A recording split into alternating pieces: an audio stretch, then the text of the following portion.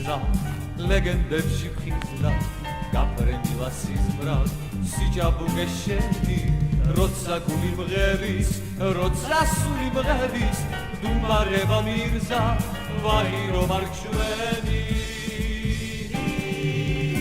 შენ სიმღერა ქვია შენ სიცოცხლე ქვია საქართველოს დიას აღმერთებდი მუდამ კვლავ გიხმობენ გზები ზეჭაბუკურ გზნებით საქართველოს მთები საქართველოს მთები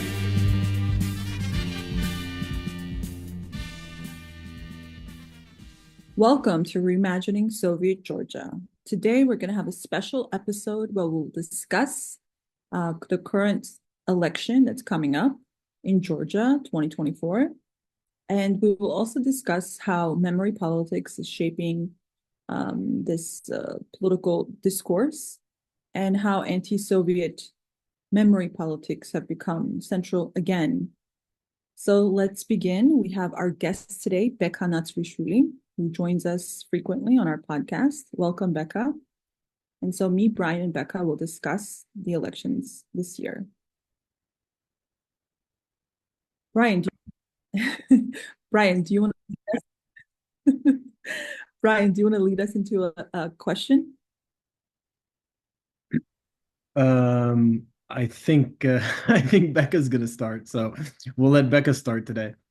Beka, go ahead. Yeah, I try because I can remember that I found some maybe status which was presented in the media as an opinion that why Georgian Dream supporters are Homo Sovieticus or something like that. That all Georgian Dream supporters are Homo Sovieticus, and it remembered me about whole discourse, not only during the election, but existing discourse which exists already 30 years long in Georgia, which is dominant discourse, I would say. But during the elections, this issue, the Homo Sovieticus, Soviet Union, and so on, is becoming more and more interesting and more discussed, I think, because if we observe the statements of different political parties, even statements from Georgian Dream, which is mostly accused to be some kind of creator of or the Soviet system or something like that, they even blame their opposition that they are remnants of Soviet Union or Bolsheviks or whatever it is. And this is very interesting, in my opinion, why after 32 or 30 years, we could not let this issue and just think not about the past, or at least if we think about Soviet past, why we did not reflect on it, why this reflection did not take place, and why Soviet Union generally used as a term without any content, but only as a term with which you can, I don't know, demonize your I don't know, enemy or opponent or whatever it is, because every time when I hear it, and I had the opportunity to talk it in traditional media also, but unfortunately, if they hear something about Soviet Union, they does not understand it generally. So the journalists in traditional media, I mean in TV and so on and so on. That I don't know if it's true or not, but if it's not true, it is very nice story that once Churchill was saying that, I don't know anybody else who is fighting his opponent so long and did not beat him despite his opponent is already dead, you know? And he was talking about Khrushchev and Stalin because despite Stalin was dead long time ago, Khrushchev tried to demonize Stalin, to eradicate him from the history and so on, but he failed every time. And I have the feeling the same is happening with Georgia, that we try to eradicate Soviet Union, fight against Soviet Union despite 30 years, 32 years are already gone, and could not beat them and could not eradicate them, and still we are talking about it. It makes me really curious why it happens in that way, like it happens now, without any reflection about Soviet Union. Because I have very good experience. I was invited to some conference. It was about free nutrition for children at the school. And because I had this similar ideas in my time as a politician and so on, they invited me to talk about it, and I opened my speech with the words that, you know, I have the feeling that we are confused. With one hand, we are demonizing Soviet Union, and with another hand, we try to get the same social services and I don't know, the same, not the same system, but at least a similar system, which enabled the people not to be hungry, which enabled the people just to have some kind of you know, decent life, and just to have some kind of I don't know, more or less normal life, you know. And this is very interesting that even if the people there are agree with my idea, if you ask the people that you know, the same was in Soviet Union. The Soviet Union provided the children with the free food, it's the schools and so on and so on. If you say it, you feel and you see in their eyes that you know, they are a little bit confused, you know. They hate them, but somehow they understand that in the Soviet Union there were the things which could be preferable and useful also today. So that's why it's very interesting.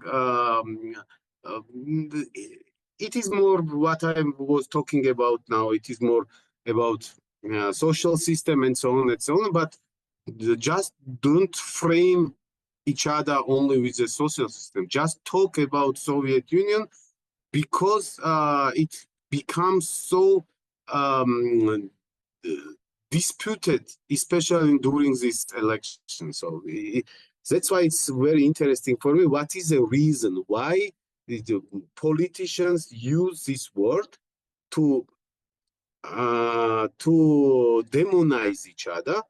But the main question is because it is not used in case of, I don't know, different economic policy or social policy. It is used in geopolitical terms.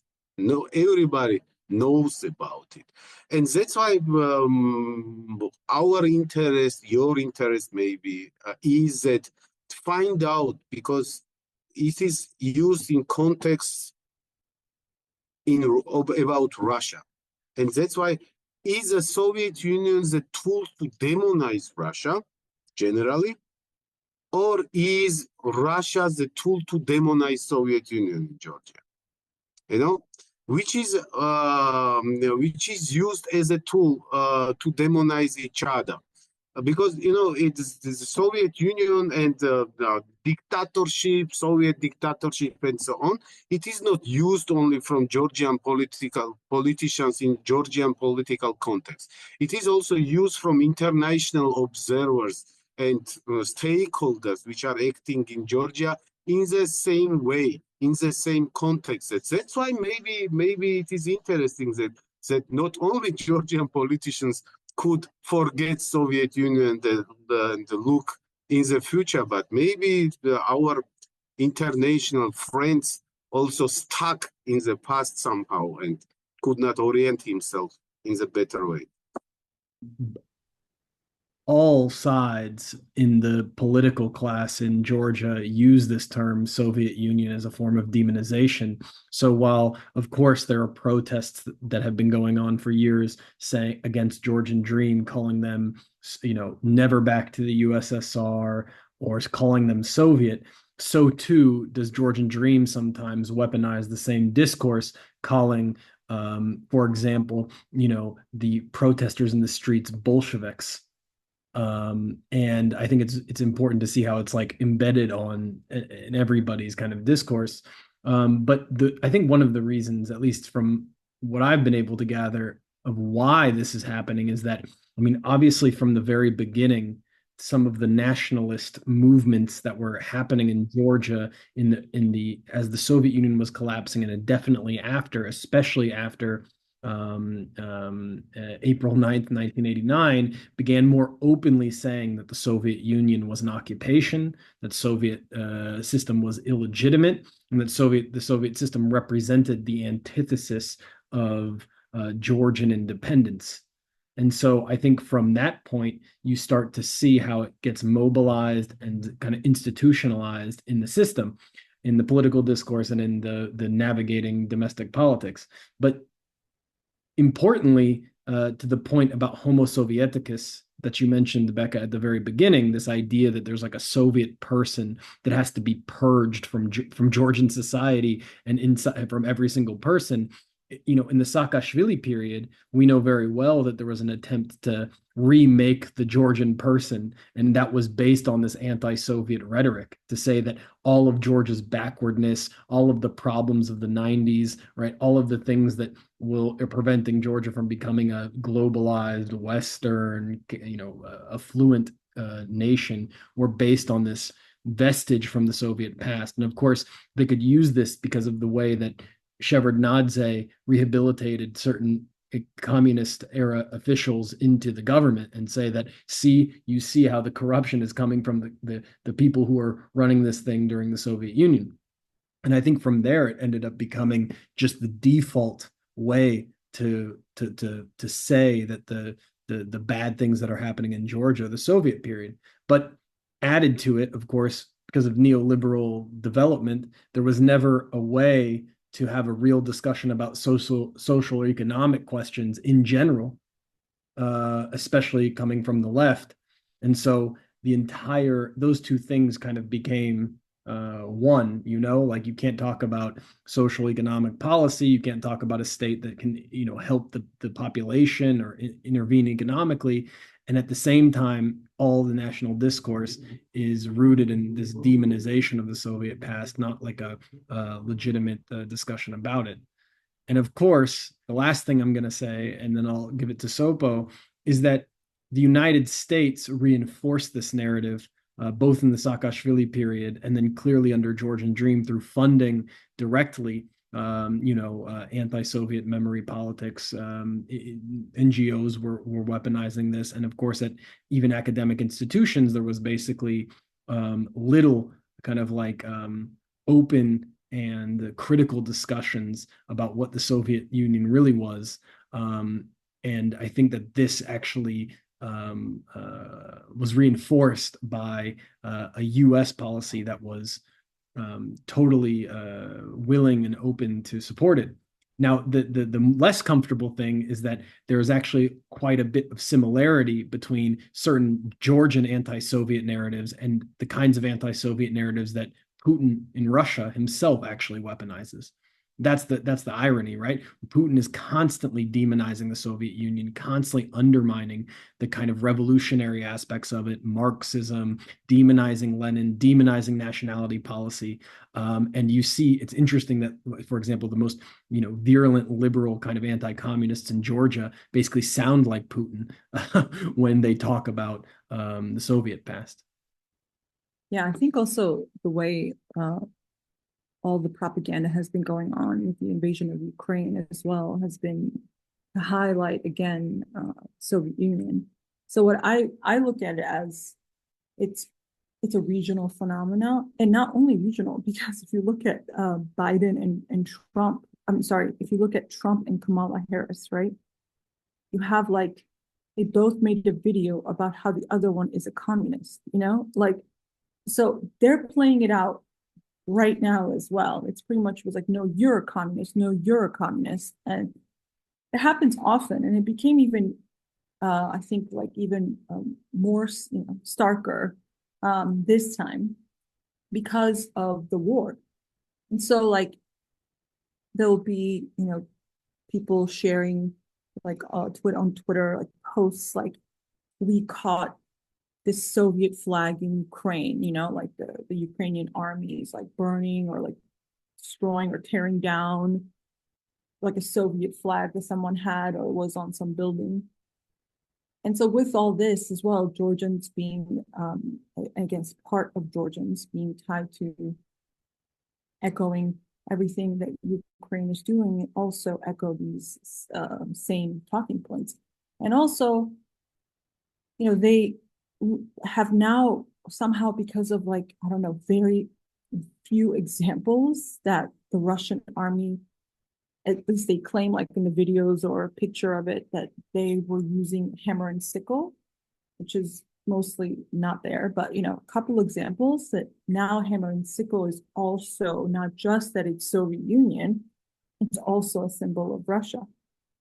And since the understanding is that Soviet Union is a geopolitical project, not so much about content, then of course it's like, this is an expansionist kind of symbol, right? So with all this, I think, we've had certain parties like UNM for one, and other, she's also very anti-communist, right? They were making videos about communism a few years ago, how horrible it was. And even though like in Putin's case, I think there's, he's soft on Stalin and hard on Lenin, right? So he's picking and choosing who he likes in the Soviet Union, let's say. While Georgians have fully, the Georgians who are dominant in a lot of this sort of hegemonic discourse have tried to be, more Catholic than the Pope by denouncing Stalin, even though he was Georgian. But they hate him and he was horrible. And there's like polls to show that, this, if you have like a good understanding of Stalin or bad understanding of Stalin, you like him or you don't like him. And so making Stalin something like the, almost like the anti-Deutsch in like Germany, right? Like we have to renounce, like the anti-Georgian denounce like Stalin as this, equivalent to a Nazi, if not worse, because actually they prefer Nazis over Stalin here. It's become a way of like virtue signaling that you are a good person to denounce Stalin in wholeheartedly. And then, the myths persist that Georgia was colonized. It was specifically, we weren't allowed to develop or have these things because they wanted to keep us under their heel, things that can be easily contradicted with facts.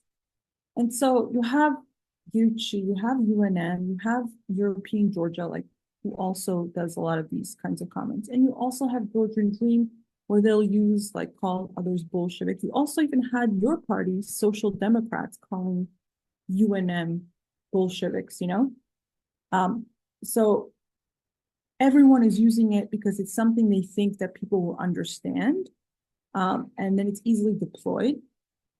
And then, you have Salome Zurabishvili recently said that this, like the sort of the poster showing like bombed Ukraine versus Georgia, that this was KGB, right? This was KGB propaganda. So, and Salome is actually, I would say, in all of this, the most like classic European Cold Warrior is Salome. Like she's very much, she's very much very, very anti. She's very anti, Russia and Soviet Union, and the classic sort of European conservative tradition.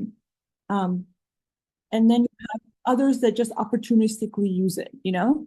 And I think the Sovlab guy becoming like UNM's party list really just shows that Sovlab and this memory politics is very much tied to politics, right? So like this, they don't want a conversation. And Beka said, like, we haven't had a conversation about this. The only thing that you ever hear on like Facebook and people writing is like, they want to have like trials against so-called collaborators. You know, they think this is the form of memory, of actually dealing with the past, is like just to have like a trial to go after the Soviet Union, and that's it. Like it's not about actually bringing everything to the table and having a longer discussion and, you know, taking some good, taking some bad. No, it's very much, they want it on their own terms. They want it only to be negative. They only want to discuss repressions because apparently, and this is the language, they have traumas that have not processed, you know? It's very interesting what Brian told, this socioeconomic discourse, that, you know, if you observe the socioeconomic discourse, you never hear the word social equality. You know, everybody is talking about, you know, economy and so on, because it's especially during the election, because if we look back on all kind of social surveys and so on, economy, employment, the things which are really tangible for the people are most interesting for them, and they are suffer under these circumstances, mostly under economic circumstances, under inequality and so on. But if you observe all this discourse, even during the election, nobody is talking about social equality. Everybody is talking about employment. Everybody is talking about economic growth. Everybody is talking about, I don't know, the poverty reduction, but nobody is talking about social equality, because social equality is directly touched with Soviet Union. And if you say something about social equality, it means that you are some kind of sympathizant of Soviet Union, something like that, and everybody is avoiding it. I can imagine that somebody is not avoiding with the intention because they don't believe that some kind of social equality should exist. But even the people who think that social equality is something okay or good, even they try to avoid this word, because immediately would be pushed in the, I don't know, corner of Soviet sympathizant or whatever it is. It's why I started to talk about Homo Sovieticus and Georgian Dream and so on. This guy which brought in this, or which wrote this article about Georgian Dream supporters of Homo Sovieticus. He has very interesting characteristics of Homo Sovieticus, which I would like to share with you, because it is very interesting. He's saying that, you know, if you would like to know the interest and the perception of the supporters of Georgian Dream, you have to think about the phenomenon which is called Homo Sovieticus, because all supporters of Georgian Dream, now most supporters of Georgian Dream, I try to avoid the generalization of this term, are Homo Sovieticus, and it is amazing how he is describing Homo Sovieticus without, you know, without any reflection, without, I don't know, even to talk with people. Even this guy born in Soviet Union, I could not imagine that he, on his parents, or I don't know, socium around him made this impact on him. He's saying that Soviet human. For Soviet human, word does not mean the word. He could break his promise without any problem. The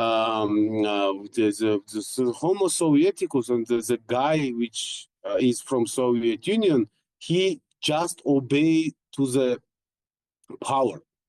Without power, he is disoriented. With the reason to be in power for guy from Soviet Union is just material well-being, nothing else. And Soviet Union guy grow up in the not in open society, and that's why he's believing in any kind of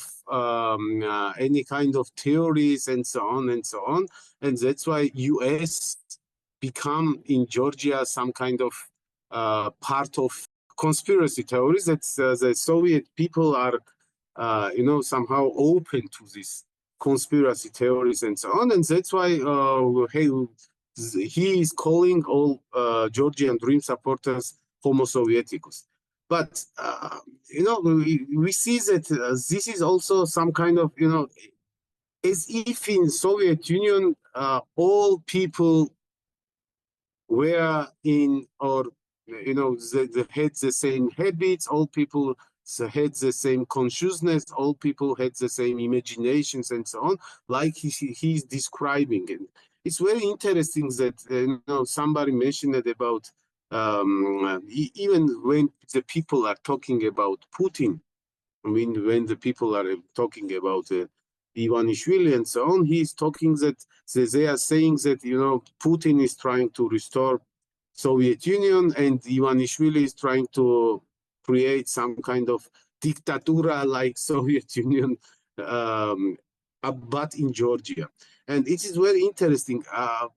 It is not interesting, but it is really problematic that if we see what Putin is doing, and and Brian was talking about it already, what kind of project, nobody knows what kind of project Putin has, but if we try to summarize from the speeches of Putin what kind of project he has, and he's trying to create expansionist imperia from the Russia at the moment. Why it should be looks like the Soviet Union? If it should be looks like the Soviet Union, it means that Putin should, I don't know, reject any kind of or throw out any kind of oligarchs out of the country, which he admires, and his friends are oligarchs, and take away all kind of wealth from oligarchs and nationalize any kind of, I don't know, assets of oligarchs, and disseminate around the people and so on and so on. It is a big bullshit. That's why I think that the people try to reinforce this Russophobic approach through the Soviet Union in Georgia, especially because I don't think that in Russia it would be possible, because Russia's population does not have such kind of hostile attitudes towards the Soviet Union. But in Georgia, it is I think it is some kind of religia. Because when we look back how after what happens after the collapse of Soviet Union in Georgia, it's very interesting that main idea was not the development of Georgia or democracy in Georgia, or I don't know, better economic condition in Georgia, or the things which are interesting really, or for which you need the independence, because if you are an anti-colonialist guy, you are fighting against colony because the colony does not give you the opportunity to thrive, does not give you the opportunity to develop, does not give you the opportunity to be free, does not give you the opportunity, I don't know, to have the better life. But when the Soviet Union collapsed, no politician was talking about the better economic life, better development, better, I don't know, living condition and so on. Everybody was talking about the independence. Like the independence is goal as such, not the way to achieve something, you know? Because normally you need the independence to achieve something, which is not achievable in frame of some imperia and so on, because the imperia is suppressing you and make you, I don't know, it's hostile to your development. But even if Soviet Union was obstacle for Georgian development, nobody, no politician was talking about it, that they need the independence because to achieve something better for Georgia.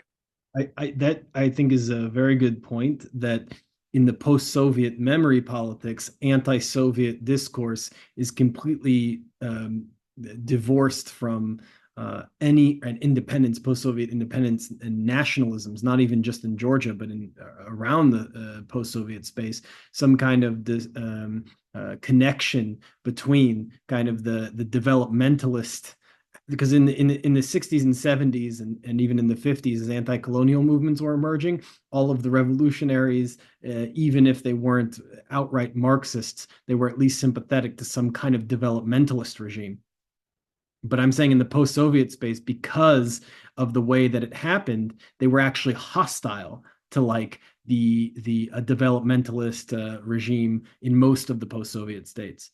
But your point also reminds me that I have always thought that in Georgia, when after the Rose Revolution and Saakashvili came to power and was really hammering home this idea that the Soviet Union was the cause of Georgia's problems, it seemed to me to be an ideological way to basically explain to the population why the 90s were so bad, or as a way to basically say, like, you know, the reason that the 90s were so horrible in Georgia was because of the Soviet Union, not because of its collapse.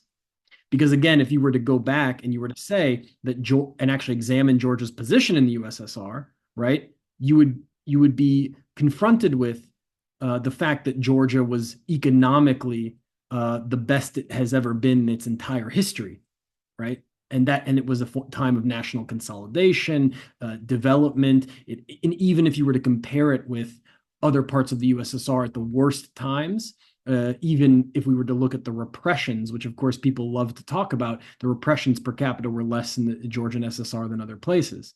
So, you know, and as some people joke, you know, the Soviet Union didn't come to Georgia, but Georgians went to Moscow. You know, there's all of these kind of uncomfortable truths about Georgia's role in the USSR that I think a lot of people, for different reasons, not only wanted to cover up, but wanted to use demonization of it to basically justify why the 90s were bad, and then rewrite the history in a very, and this is another irony, in a very kind of Bolshevik way, which is, of course, when Bolsheviks came to power, right, one of the first things that people had to do was rewrite history. Because, of course, revolutionaries have to justify why a revolution is necessary. You know what I mean? And so, of course, in the post-Soviet situation in Georgia, most explicitly, that was kind of the goal, right? To sort of demonize the USSR as a way to justify why neoliberal reforms, why this, you know, close relations with the West, why Georgia. I mean, even if you look at the way that Saakashvili, for example, in one of the more interesting points is, like, in 2011, there's a ceremony in Enrique Park for the unveiling of a monument for Ronald Reagan. And the way that Saakashvili explained why Georgia needs that monument and what it means is because the connection between the Georgian people and the American people are so close because Reagan destroyed the Soviet Union, which A, is not even true, but B, it was like a clear way to sort of link the Georgian national identity to American anti-communism. And my last point is that Sopo and I interviewed a French academic who wrote a book about, Cold War post-Cold War anti-communism in Europe.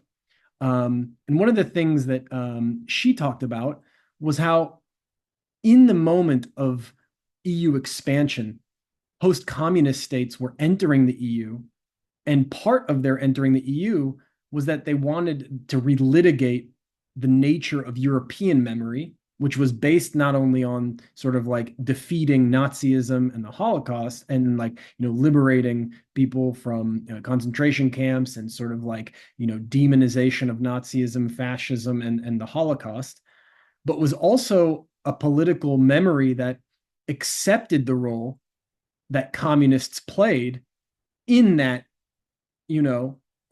time of defeating fascism during World War II. So even if you were kind of an anti-communist in Italy, it's still, you had to accept that, anti-fascists or communist partisans played a role in the defeat of fascism, right? So like, then you had memory entrepreneurs, is what she calls them. And those memory entrepreneurs came in from Poland and from the Baltic states in particular, and wanted to relitigate the terms of what the memory regime was in Europe. And they said, well, we suffered under the totalitarianism of communism, right? And some of these nationalists, of course, trace their own national memories to nationalists who had sided with the Nazis, but they brought this into Europe and said, okay, we believe that there's two totalitarianisms. Our totalitarianism of Stalinism and communism was as bad, if not worse, than the Holocaust. And so we need to integrate that into the European memory project. And so my thought has always been that in Georgia, the kind of era, especially Saakashvili, but even continued under Dream, they wanted to have a piece of that kind of memory regime in Europe and say, we too were victims of the Soviet Union, and that's what makes us European and Western. So we're no longer actually this kind of Homo Sovieticus, but actually, or Russian or whatever, we are actually European simply because of our anti-communist essence. But I'm not totally agree with you, because it is something new development even in Europe, this anti-Sovietism. That's why it started in Georgia more earlier, as in Europe did it take place. I can remember that even maybe I mentioned it already in one postcard here, that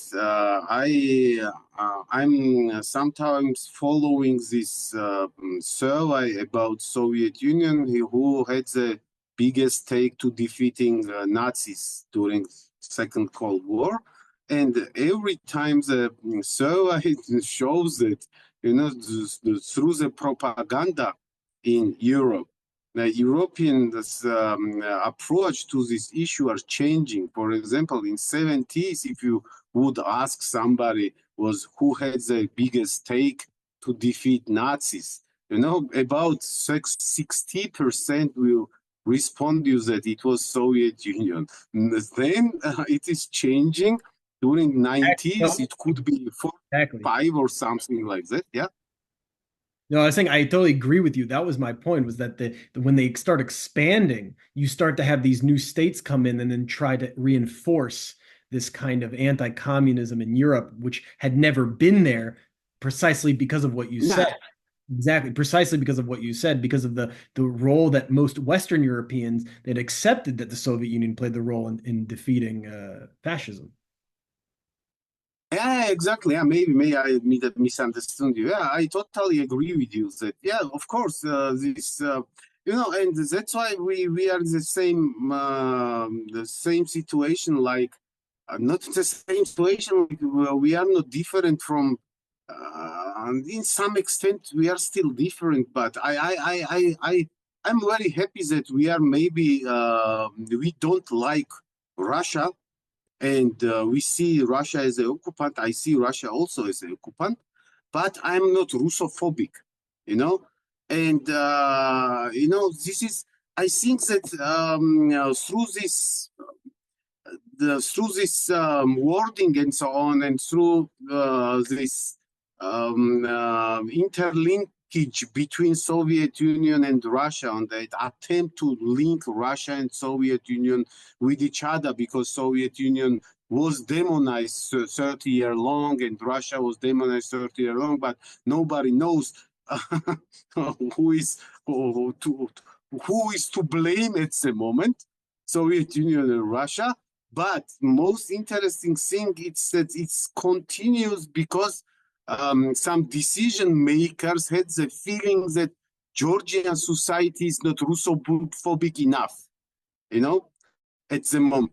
And, you know, everybody knows in Georgia, and everybody has this approach that nobody likes not Russians, but Russian government, because, you know, he made maybe worse things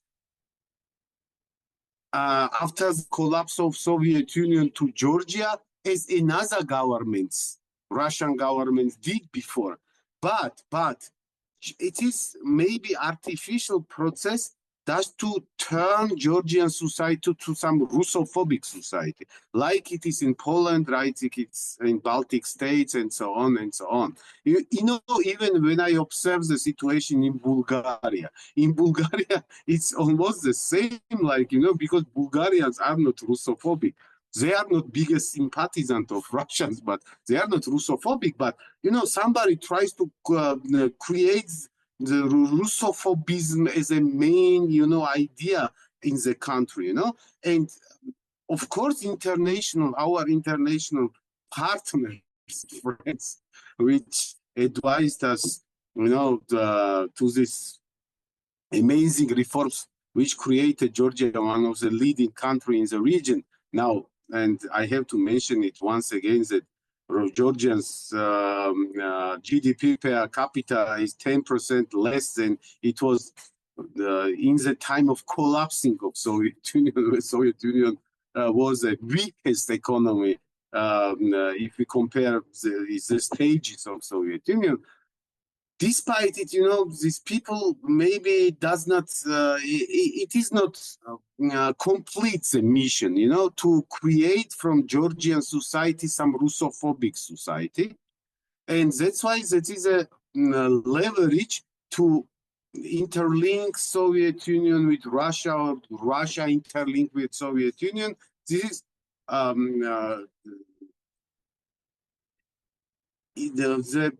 maybe the notions which in their opinion enforced each other and somehow create from the Georgian average guy some anti-Soviet Russophobic person, you know, which is, I think, in geopolitical terms, very useful for the US, maybe government or some Western governments, just to reach their goal, just to, you know, have around Russia some kind of pool of the countries which are not hostile to Russia, but Russophobic even, more than hostile, you know? I think that's a really good point, that this benefits sort of anti-Soviet citizen benefits the West. I actually, Beka, you reminded me when you talk about Homo Sovieticus, that in Forbes magazine, there was this fantastic article, and it said, how to spot KGB in your head. And they have like a bulleted points of what to watch out for, right? And this does a really good job of explaining how this sort of anti-communist and anti-Russia goes together. So number one, this idea of the single religion, like even though we are both Orthodox Christian, this is, if anyone says that we have a single religion, they might be KGB agent. Russian culture, any kind of Russian culture that we say is that Russia has like a decent culture, you know, when we talk about Dostoevsky or Tolstoy, literally says, as for Dostoevsky and Tolstoy, perhaps the day will come when Georgians will read them in English, French, or German, and nothing will be harmed by this. We must remember that we have read Shakespeare, Balzac in Russian translations. So they're like, we're hoping that they don't remember any Russian and they read Russian literature. This will be a victory, you know, killing KGB in your head. that modern Georgian culture was created during the Soviet period, that is Russian colonialism. So they're saying the Soviet Union was Russian colonialism. And by saying that modern Georgian culture, especially cinema, was created in this period, which actually is a fact, that's a KGB in your head. Saying that we are still Asians is KGB in your head. Having neutrality in geopolitics is also a KGB symptom. Saying that America is an empire just like Russia. If we say that Georgia is suffering, as how we talk about Georgia, is KGB. To discuss anyone who gets grants as something bad is also a symptom of KGB. And being suspicious of media is also part of KGB.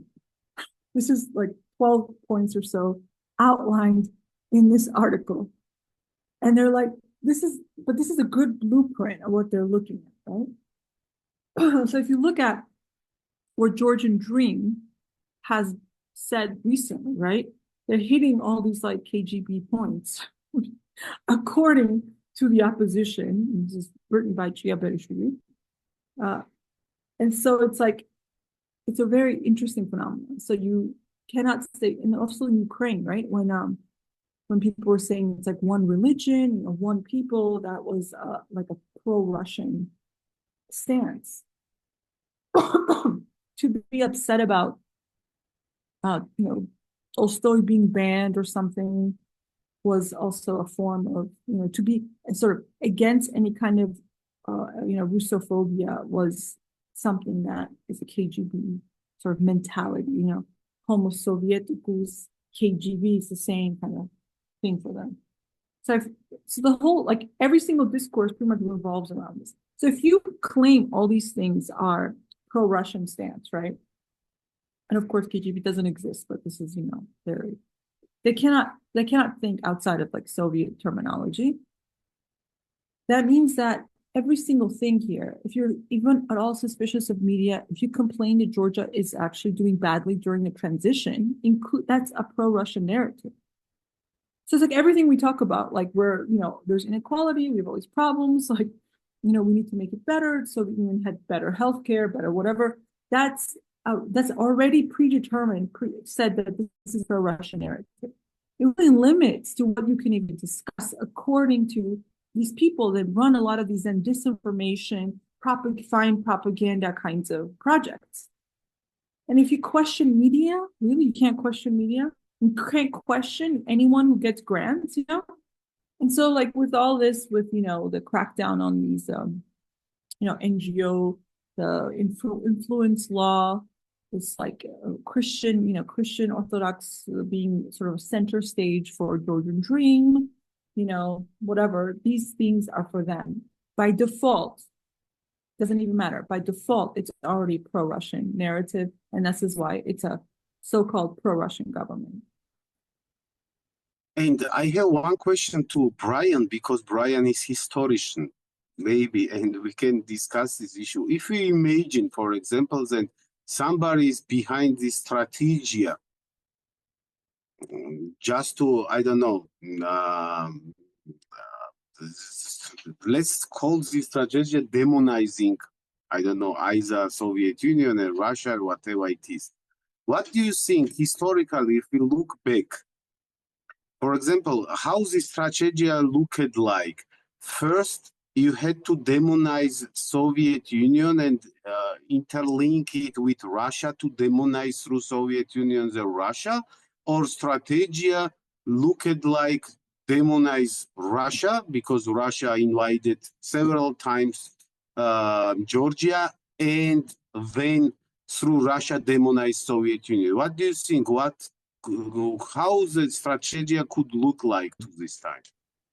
In the United States during the Cold War, the idea that the Soviet Union was an empire was very important.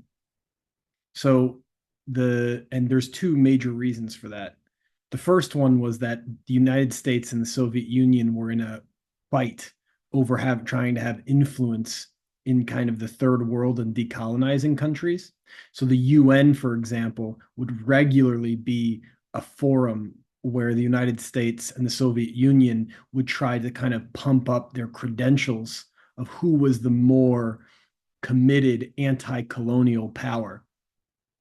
And at the same time, and this will lead back to Georgia, inside of the United States, the kind of anti-communism was a religion, and it was very important domestically, not only for the government to kind of repress movements, but also there was a very formidable lobbying force of people from the communist world and people who had ties to the communist world or were from there or their parents were, who were lobbying to get the United States to act more aggressively towards the communist world in the Cold War. And that actually created a basis and a number of institutions in DC, for example, that their whole identity is based on this kind of Cold War narrative that the Soviet Union was this quote unquote prison house of nations, and that it was suffocating national independence that was genuinely there. And so when the Soviet Union, of course, was collapsing, this became easily weaponized and became a default kind of politics in, I think, shaping how the American elites, for example, approached the whole entire post-Soviet world. Because you see that there are some people who argue that when the Soviet Union collapsed, right, the US had this Russia first policy. But that Russia first, and people would argue that this was, the United States, because when, for example, when the Soviet Union was collapsing, George W. Bush very famously was trying to negotiate with Gorbachev to even save the USSR, because the US was concerned that if the Soviet Union collapsed, that this would cause a huge security crisis.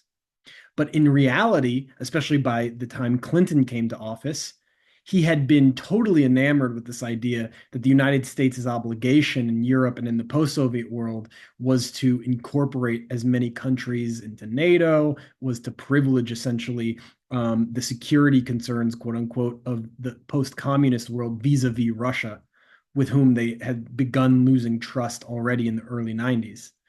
And so my view on it is that in the US right-wing ecosystem, the idea that the Soviet Union was some kind of a Russian empire had a lot of currency. And that really influenced how post-communist nationalists were trying to kind of negotiate or encourage, right, relationships with the US, who had arisen as the only power in this unipolar moment, So it was there was a kind of convenient relationship there where Poland, for example, could say, we really need to be in NATO, because if we're not, the Russians are going to take us over, just like the Soviets did. And in the same way, that I think affected how a certain class of Ukrainian nationalists or in the Baltic states were really mobilizing their attempted integration or their eventual successful integration into the West. Of course, remember that the American state had never recognized, for example, the annexation of the Baltic states up until the end of the USSR. And there was always a discourse there about the fact that the Soviet Union was actually this Russian empire. And so I think that actually really, they were in the same thing. I guess my response simply to your question is that I don't think there was ever one or the other. I think they were always interlinked, this association that the Soviet Union was a Russian empire. And of course, even in Europe, right, there was the anti-Bolshevik bloc of nations, which were kind of exile anti-communists who were functioning on the other side of the Iron Curtain, the entire time after the end of the World War II. So there were always but the thing that's very interesting, I think, about it too, is that, there was always a tension, at least in the US government, among the nationalists between themselves, about whether or not the Soviet Union was some kind of a Russian state trying to oppress all these nationalities, or if it was something else. So I don't know if that answers your question, but I think they're basically totally mixed up with each other. Yeah, it's very interesting. Not interesting, but I think it is true that not only now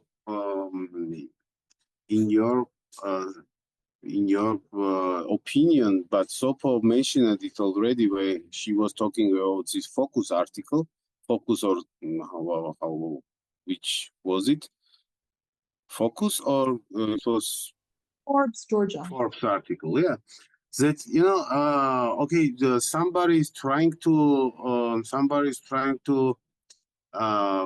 fabricate or I don't know make this idea as a hegemonic idea that Soviet Union was a continuation of Russian Empire. So it was an embodiment of Russian Empire, and maybe that we did not endorse from the beginning this idea in Georgia. Is it that because of Georgians in Soviet Union, which were in the leading position, maybe it is a reason why we did not endorse this idea from the beginning. And then this is now the period where, for example, through different leverages and so on, the people behind this idea, see that the time is coming, which this mission should be fulfilled. That the Georgians should understand that the Soviet Union was a continuation of Russian Empire. But the problem in this is this that the Soviet Union is emptied from their ideology, emptied from their main mission, to create equality, to create communists, to create a better world. If did it happen or not, it's another question. Nobody can reject even very anti-Soviet academicians or thinkers that the main idea behind Soviet Union to create some different, very difficult system, but not some kind of only geopolitical reason just to have as much as more territories.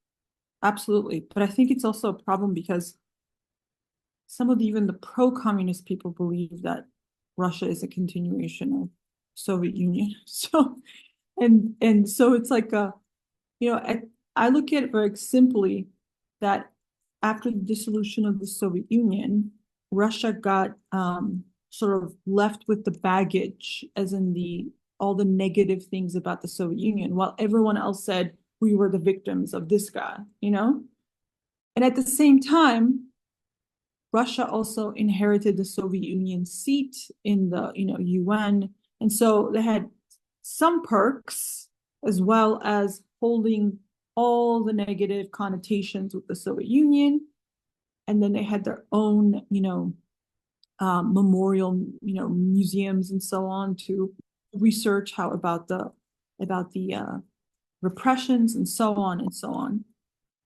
And so I think it's like the few people who are actually thinking, reading and so on, it's very it's easy for anyone with any good faith in a book to realize that Russia and Soviet Union have nothing to do with each other. The Soviet Union was not a Russian project, it was an anti-Russian project.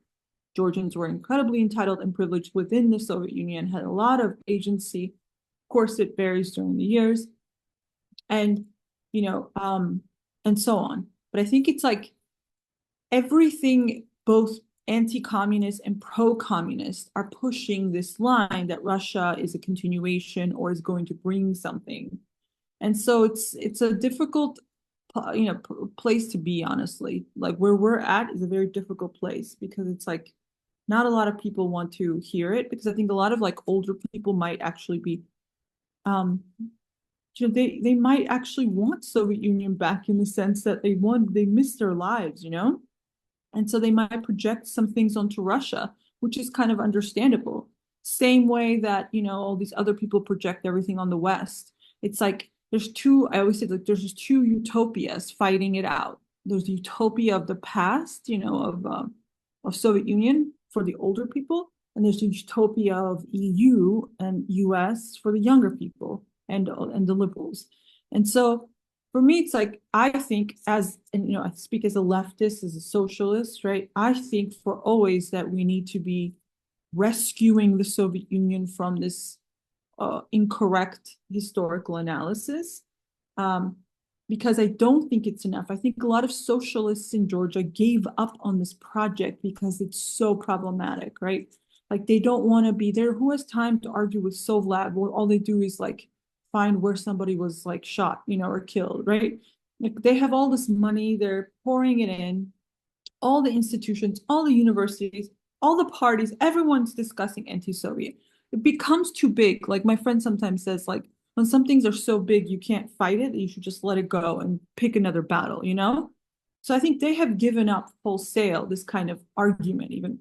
But I think that for me, because I'm very much tied to workers and older workers as well, to me, it's like a betrayal of them, because this anti-Soviet, anti-communist legacy devalues them as humans. Like, if there were people who were continuously told that they are relics of the past, and I'm telling you, young people think that it's not even just young people, liberals and even older liberals will just very plainly say, can't wait for all of them to die out, Like, this is a fascist thing to me, that you're waiting for entire generation to die out so we can have clean slate, clean Georgia away from these Homo Sovieticus people. Every possible way, their jobs were degraded, they lost their professions, they're not treated seriously, they don't speak English and have access to the same things, they don't have the same skill sets, they are in worse jobs than before in service sector or whatever, or immigrants in Italy or whatever. In every possible way, these people were degraded professionally, economically, culturally. I was in Batumi, and this guy said he was at a Batumi restaurant, and there's 3 tables. There was Georgians, that he and his friends. There was Belarusians and Russians, and he was in a good mood. It was his birthday, and he asked the restaurant, whatever, who was playing music, like DJ, he would play Alla Pugacheva, Million Roses, because he loves that song. He's like, it's my childhood song. It's a song I remember with all the good times. They refused him and said there's a Russian band. They will not play any Russian music. He was like, who are you offending? Me, the Russians, or the Belarusians, And they were like, no, we're not going to play it. So he felt degraded because he's older.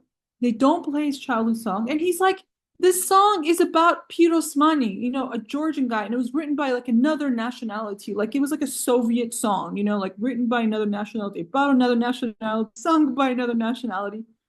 And they didn't care. And so he's interesting because he understood it as, they hate me. I'm not welcome in this new country they're building. And he even said, the guy that came out, the manager, he wore these like tight pants. He looked, he looked like this like modern man that doesn't look like him, who was blocking him from enjoying even the place that he lives at. I'm sorry, but there's like a lot of these examples.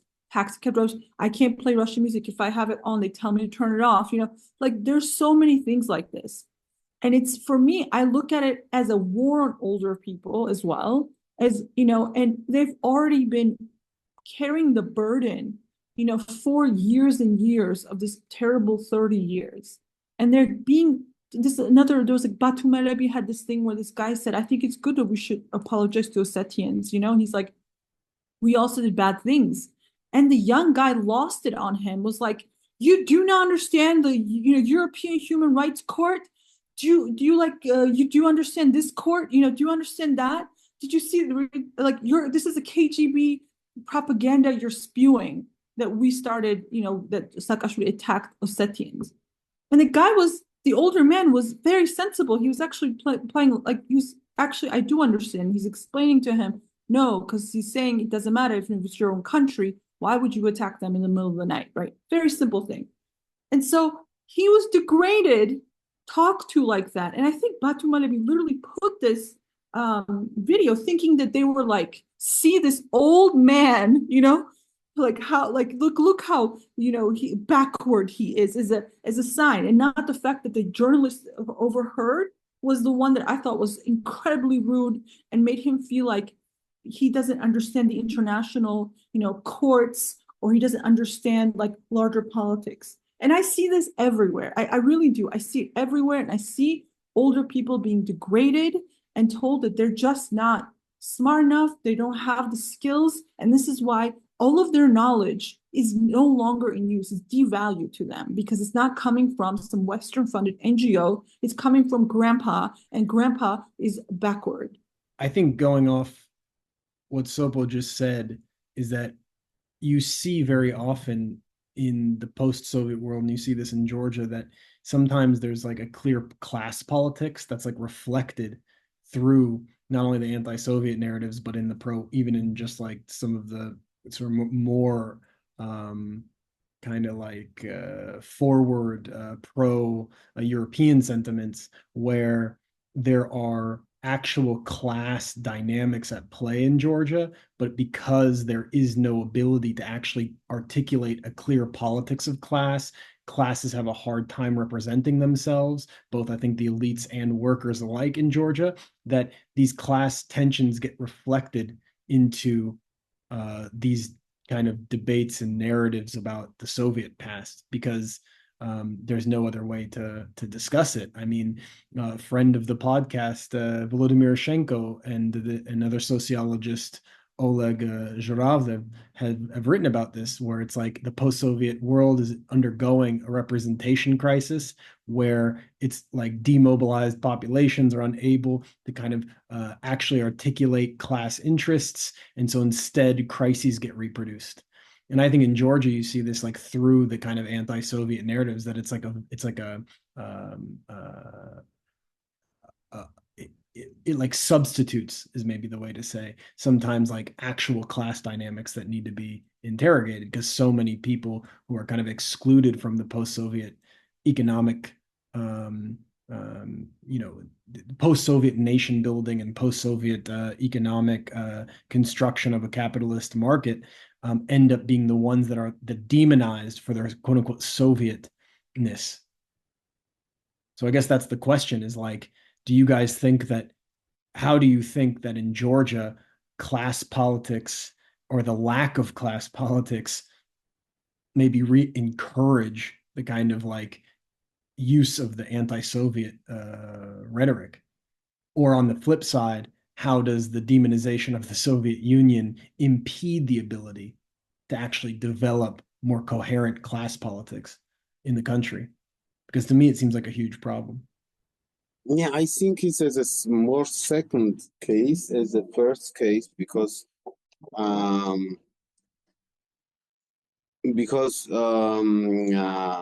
don't think that I think that if we look back, if you look on another countries, for example, post-Soviet countries, the class consciousness, class emergence, and so on did not take place in no country in post-Soviet countries, even in Baltic state, in Poland, I don't know, even in Poland, where Solidarność was the leading force behind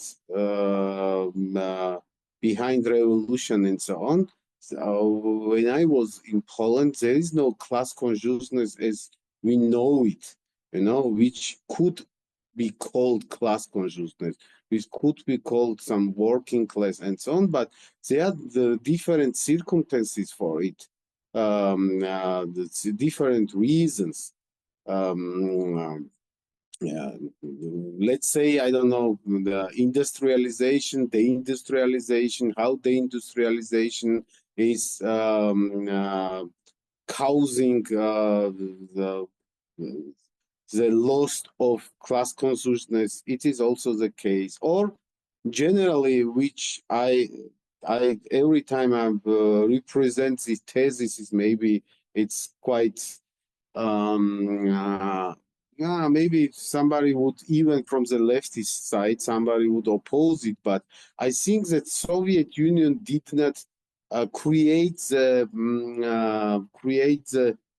environment to develop class consciousness, because the Soviet Union was workers' state, and in workers there was no private property, there was no private entrepreneur which could be act as employer, and that's why the class consciousness which is necessary for capitalist society could not be developed in the Soviet Union. There was a class consciousness, of course, but not the class consciousness which could be useful against capitalism. That's why there are different reasons for it, why we don't have in post-Soviet space class consciousness.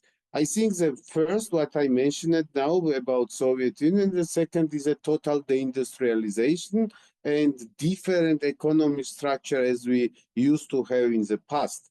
It's totally different, but let's come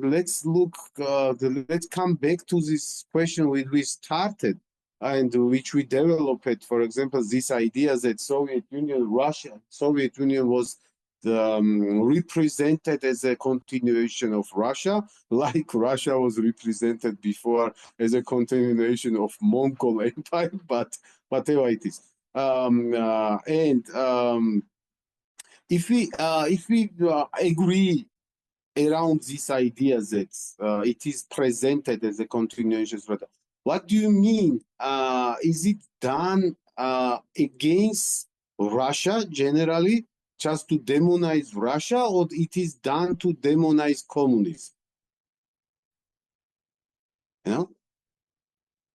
Is it a geopolitical issue just to demonize Russia, or it is an ideological issue to demonize communism?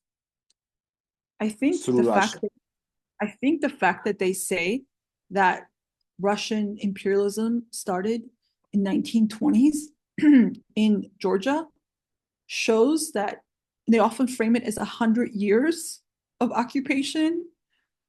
To me, shows that it's very much more anti-Soviet, because Russian imperialism was 100 years before that, So they don't include it, which makes me feel like they probably hate communism more than they hate Russia. Yes, this is a very interesting question. But I'm talking not from the Georgian liberals' perspective. I'm talking from the perspective of US. And let's say, the Georgian dream is using this word. It's very funny. They call, for example, the forces behind, I don't know, geopolitics, global tension, and so on. They are calling them, how is it, a global party of war.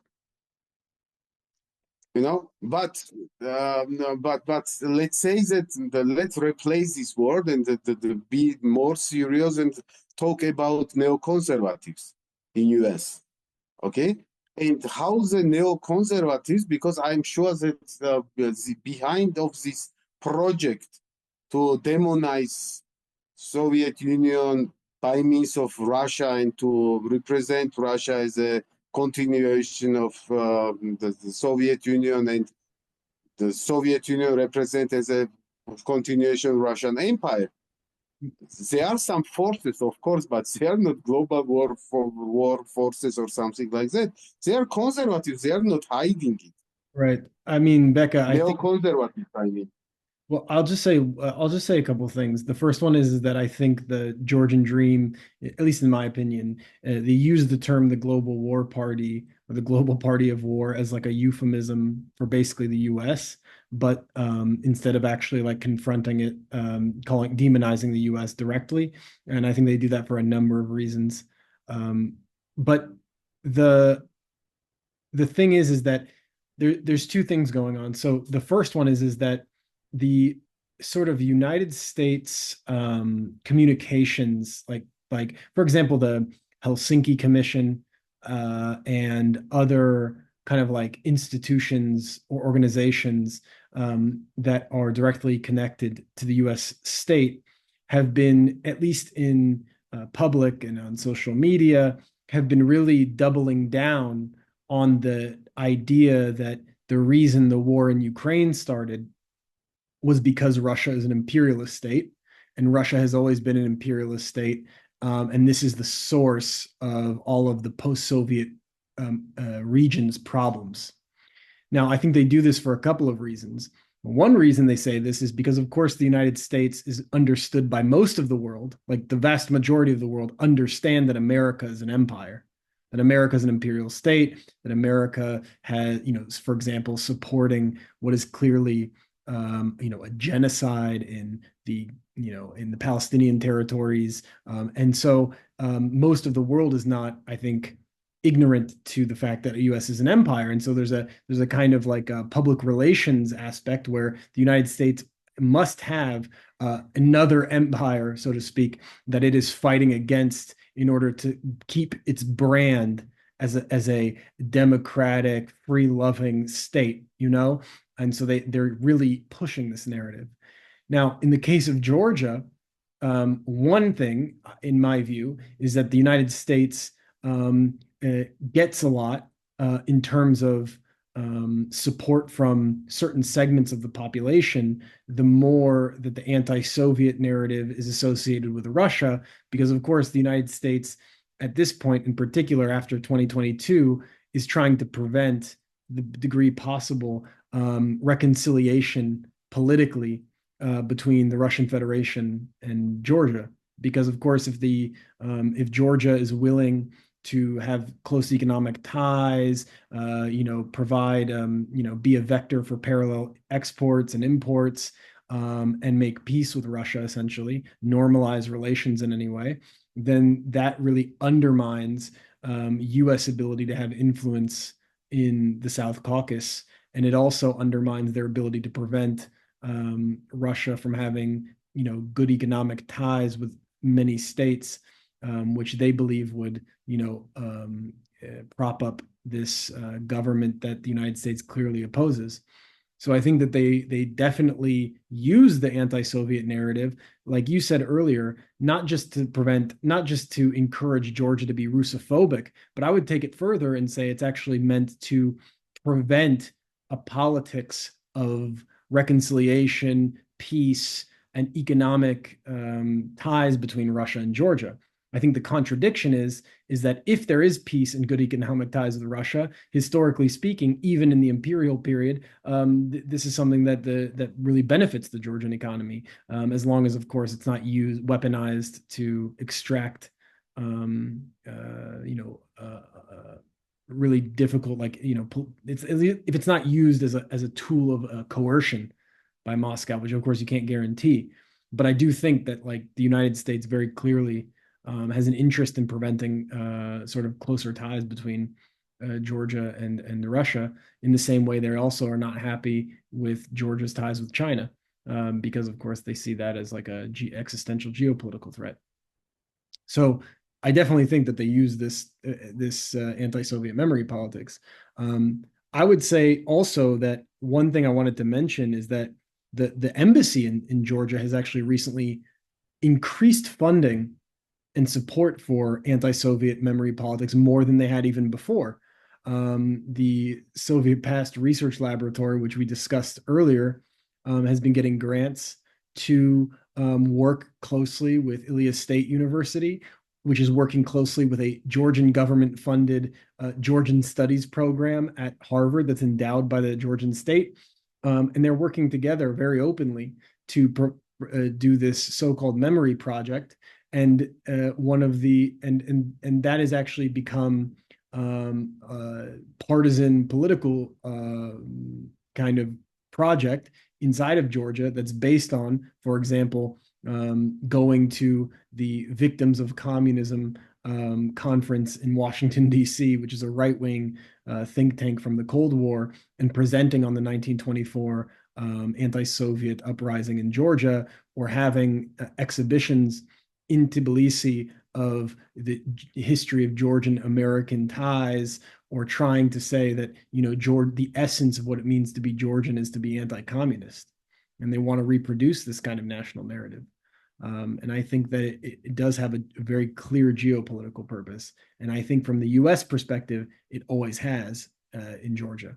And now I think they're also pushing it in Ukraine, where the US clearly supports the kind of way in which the war is being used to try and purge the Soviet memory from Ukrainian society to the extent possible. Yeah, I agree with you, but my question was a little bit different. I agree with you that US is combining both so ideological and geopolitical, and most at least after the collapse of Soviet Union and after this Cold War. I would say Cold War as a competition between two systems. Maybe this ideological issue lost importance, but I think that this ideological dimension still matter. It is not only geopolitical, but it is also ideological in some sense. But at the moment during the war, between Russia and Ukraine, of course, it's geopolitical matters more.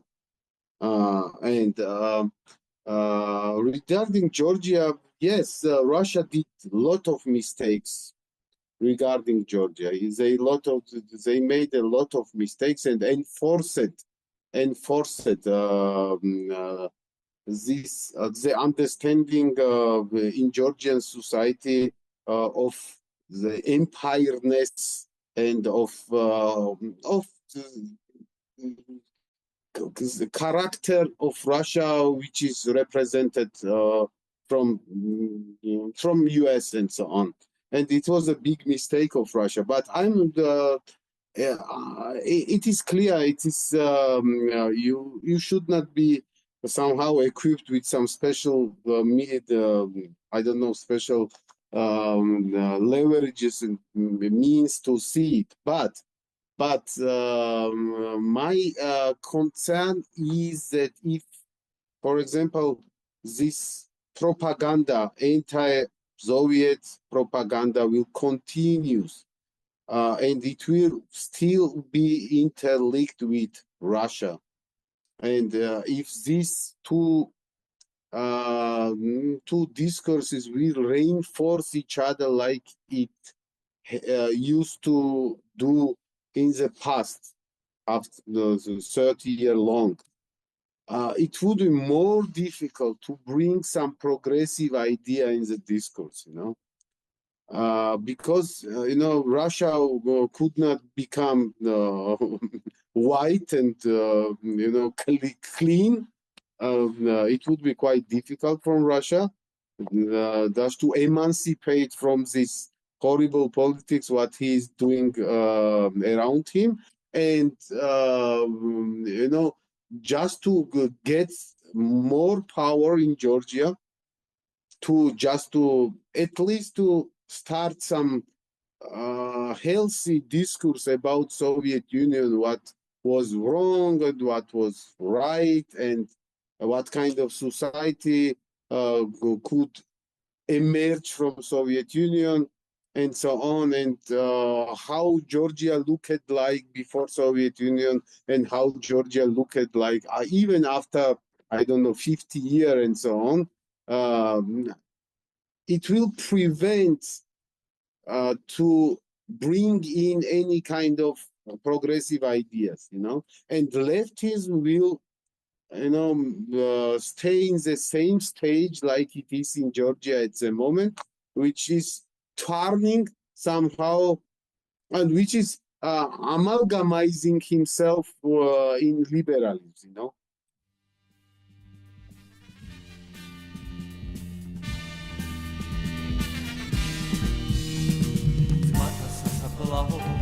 თეთრი სასაფლაო, გულში გრავს მოსას და ჯარისკენ ძმაო, საწიწვინებს ნეტა, შენი სულის ივი, შავლებს შავი ჩოხა, წითლად რადომ ღვინის, დაჭრილ არწის გავხარ, დაკეცილი ვრთები, მაღლა, ვარსკვლავებში ჩნდები მიგზა ბიჭო ახლა დედის გულთან ერთად კვლავ გიხმობენ მთები საქართველოს მთები შენ სიმღერა ქვია შენ სიცოცხლე ქვია საქართველოს ვიაც აღმერთებდი ნუდან კვლავ გიხმობენ გზები ზეჭაბუკუგზნები საქართველოს მთები საქართველოს მთები